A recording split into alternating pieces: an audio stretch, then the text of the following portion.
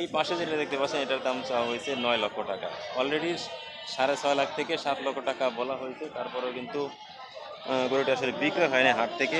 আসলে আশানুরূপ দাম না পাওয়াতে সেক্ষেত্রে কিন্তু তারা এই গরুটি আসলে বিক্রয় হয় না। এটা খুবই দুঃখজনক ব্যাপার। আর আজকে কিন্তু ঈদের দিন, সেই ক্ষেত্রে কিন্তু এখনো প্রচুর গরু রয়েছে এবং বেচা কিনা হচ্ছে। আর দেখেন বিশাল আকারে একটি গরু, এবং কিছুক্ষণ পর পর কিন্তু এটা রাগান্বিত হয়ে যায়, কালো এবং সাদা কালারের কম্বাইনেশন। সো এই গরুটি ক্রয় করতে চাইলে আমাদেরকে কমেন্টস করতে পারেন, কমেন্ট করলে, অথবা সরাসরি গাবতলী হাটের মেইন গেট থেকে, হাসিলগড় থেকে একটু ডান দিকে আসলেই এই লাল এবং কালো কালারের গরুটি আপনারা দর্শক পেয়ে যাবেন।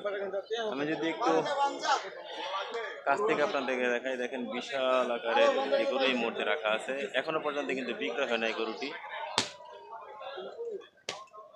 এবং তার পাশে আরো একটি কিন্তু লাল কালারের রাখা আছে, এটিও আজকে বিক্রয় হয় না। তবে ক্রেতা আসতেছে, দাম দর বলতেছে, আশানুরূপ দাম না পাওয়াতে কিন্তু এই আজকের এই ঈদুল আজহার দিনে এ পর্যন্ত কিন্তু বিক্রয় হয় না এই গরুটি।